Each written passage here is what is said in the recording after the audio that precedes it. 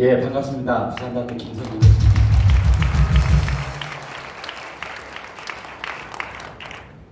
조금 아까 내시 얘기를 했는데요. 그 얘기부터 좀 할까요? 중국 진시황 진나라 때 환관, 내시 또는 환관이라는데, 환관 중에 조고라고 하는 인간이 있습니다. 이 조고가 권세를 이용해 가지고 사슴을 가르치면서 이게 뭐냐 이러니까 자기는 말이다 이거죠. 그래서 사슴을 가리켜서 말이라고 하는 그 말을 한 것이 지록위마입니다. 그런데 이 나라의 지금 형세가 내시보다 더 못한 인간들이 불법을 불법이라고 하지 않고 그것을 부인하는 것을 보고, 아, 이것이야말로 현대판 지록위마구나 이렇게 생각을 합니다. 그 내시와 같은 역할하는 자들이 누구인지 하는 것은 여러분들께서 잘 알 것입니다. 지록위마와 똑같은 말이 한자 성어 중에 비슷한 게 있습니다. 사이비가 있습니다. 사이비. 사이비가 뭡니까? 사이비는 비슷한데 아니다 그렇습니다. 말하는 걸 보면, 내세우는 걸 보면 우파 논객 같은데 실제로는 전혀 아니다. 그런 사람을 일컬어서 우리는 사이비 우파라고 합니다. 그런 사이비 우파가 판을 쳤어야 되겠습니까 여러분? 그래서 우리는 그러한 사이비 자칭 우파 논객에게 확실하게 징벌을 해야 할 것입니다. 이번 불법 선거 너무나도 명확합니다. 우리 사회자신 손상대 대표께서 늘 얘기합니다. QR코드 요구하는 것만으로도 이 선거 무효다. 그렇지 않습니까? QR코드 뿐입니까? 전자개표기를 자꾸 문제 삼으니까 투표지 분류기라고 합니다. QR코드를 2차원의 바코드라고 합니다. 조혜중은 아마도 중학교 영어 시간에 졸았는가 봅니다. 반은 막대입니다. 바코드는 막대 모양의 코드입니다. 그래서 바코드입니다. 바코드를 쓰라고 하면 바코드를 써야 하지 않습니까 여러분? 그것을 선거 몇 달 전에 국회 전문위에서 바코드를 쓰지 않고 QR코드를 쓰면 불법이다 라고 하는 것을 의견을 냈는데도 불구하고 왜 QR코드를 썼느냐? 거기에 이번 부정선거 의혹의 핵심이 있다. 저는 그렇게 생각합니다. QR코드는 퀵 레스판스, 신속 반응입니다. 선거는, 개표는 신속한 것이 중요한 것이 아니라 정확하고 바르게 진행이 되어야만 합니다. 조금이라도 법에 어긋나면 그 선거는 무효인 것입니다.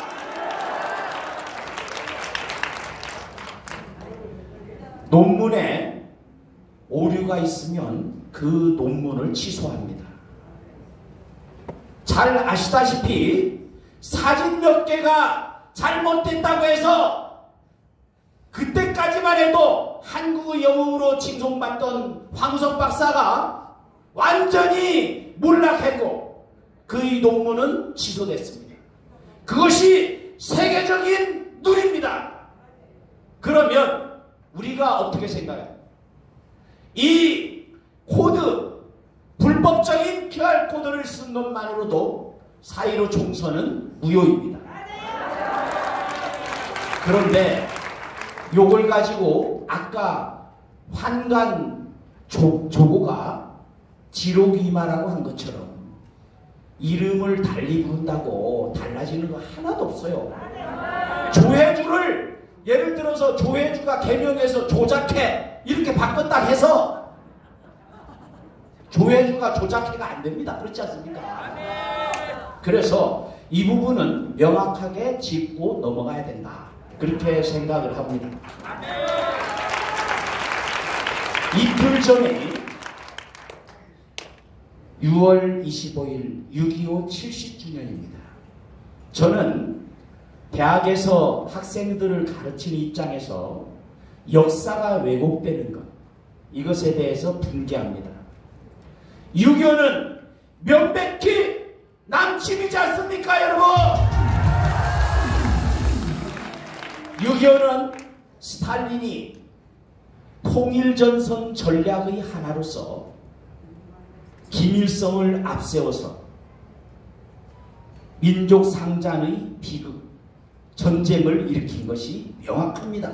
이것을 가장 잘 보여주는 증거가 부산 앞바다에서 1950년 6월 25일 당일 오후 11시에 북한의 무장병력 600명을 태운 수송선과 대한민국의 백두산호가 전투를 벌였어. 그래서 600여 명의 북한 해군이 수장된 그 일이 바로 대한해협 해전입니다. 그런데 제가 가르치는 애들한테 물어봤어요. 학생들한테 6.25 당일날 대한해협 해전 아느냐? 아무도 몰라요. 대한해협 승전이 없었다면 부산항이 무너졌고 부산항이 무너졌다면 대한민국의 지금은 없습니다, 여러분. 그런데 어떻게 그것을 외면합니까? 그런데 우리는 그들을 물리쳤을 뿐만 아니라 학도병을 비롯한 여러 사람들의 그 값비싼 희생에 의해서 낙동강을 지켜냈습니다. 이른바 낙동강 전선이 지켜질 것인가, 여러분? 그리고 인천 상륙작전이 있었습니다. 그런데 묘하게도 이번 4.15 불법 부정선거는 너무나도 흡사합니다. 부산에 민주당에 뺏겼던 것을 이 불법 부정에도 불구하고 세석을 남겨두고 다 싹쓸이를 했습니다. 낙동강이 지켜질 것이고 부산대전이 승리에 이끌어질 것인가, 여러분? 대구 경북이 지켜졌습니다. 그래서 우리는 4.15 불법 부정선거에서도 불구하고 낙동강 전선을 확실하게 지킨 것입니다, 여러분. 그뿐만이 아닙니다. 인천은 역사 이래로 가장 중국과의 관계가 강한 곳입니다. 그래서 이번에 13곳 가운데 한 군데를 빼고 모조리 다 더블인지 하여튼 그 당이 갖고 갔어요. 그런 과정에서 동교수치상의 이상한 것이 발견된 것이 바로 민경욱 의원의 연수구입니다. 그래서 민경욱 의원이 마침내 많은 반대도 불구하고 미래통합당의 그 숱한 탄압에도 불구하고 이 일을 제기해서 인천 상륙작전을 시작한 것입니다, 여러분.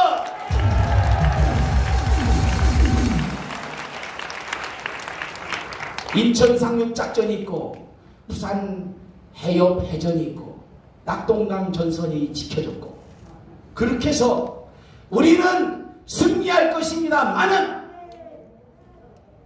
6.25 때 중국이 개입했지 않습니까?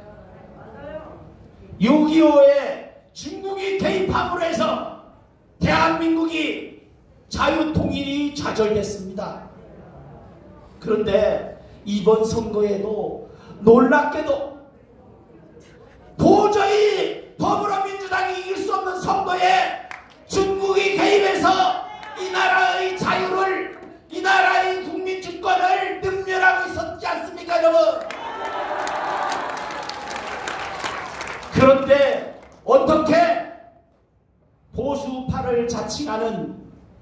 미래통합당에서 그리고 자칭 보수논객을 자처하는 인간들이 어떻게 부정선거는 없었다 이런 말을 할 수가 있습니까?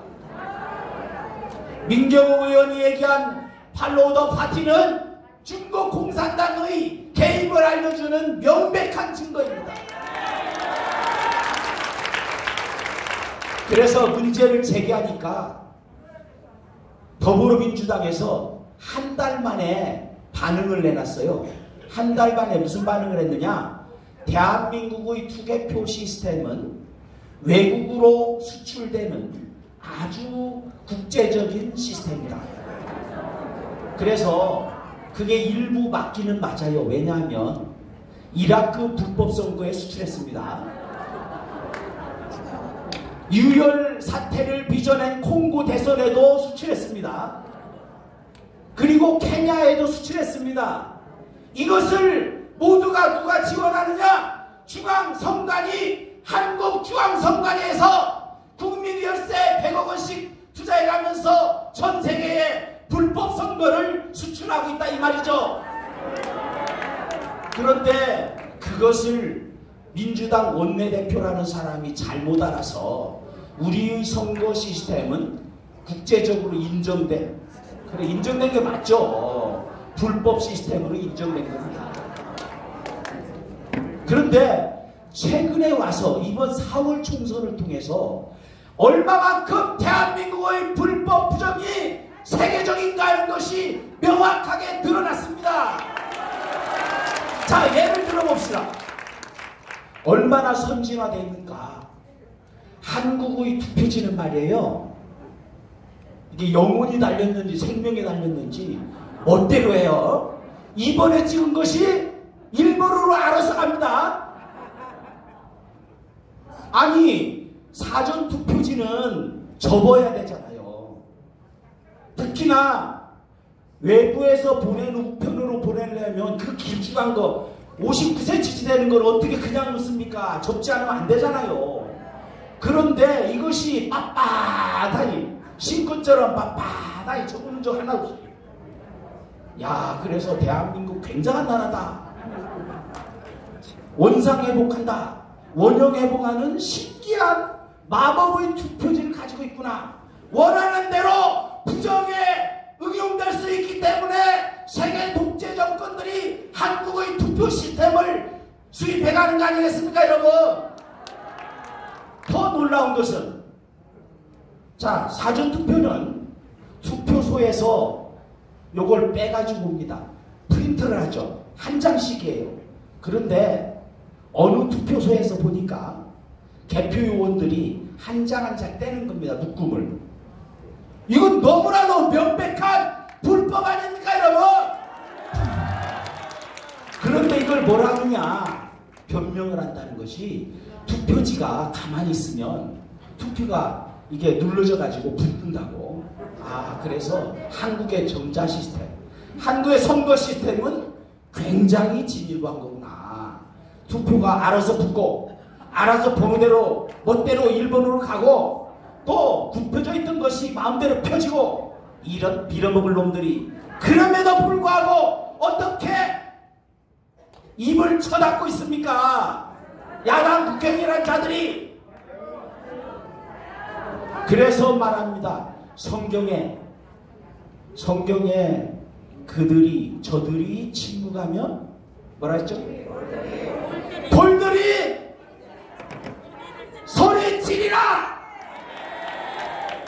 그러니까 대한민국에서는 뭐라고 말하느냐? 대한민국의 애국 시민들이 침묵을 하게 되면 투표지에 투표함에 투표지들이 너무나도 불에서 튀어나와서 소리칠 것입니다, 여러분. 아무리 그렇지만 투표지가 거리로 나와서 소리치는 현상은 막아야 될 것 아니겠습니까, 여러분?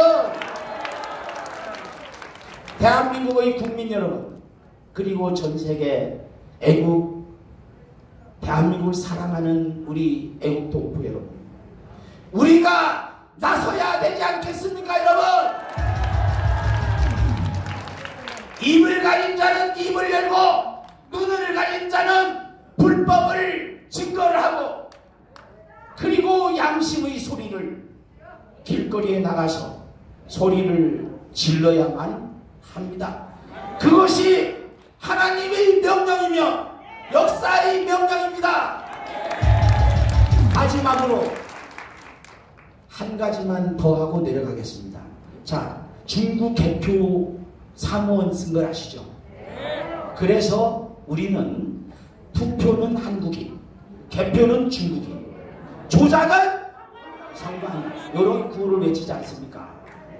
그런데 여기에 대해서 뭐라고 하는 거 하면 거기에 명확하게 공직선거법에 일반 국민이라고 되어 있어요. 일반 국민.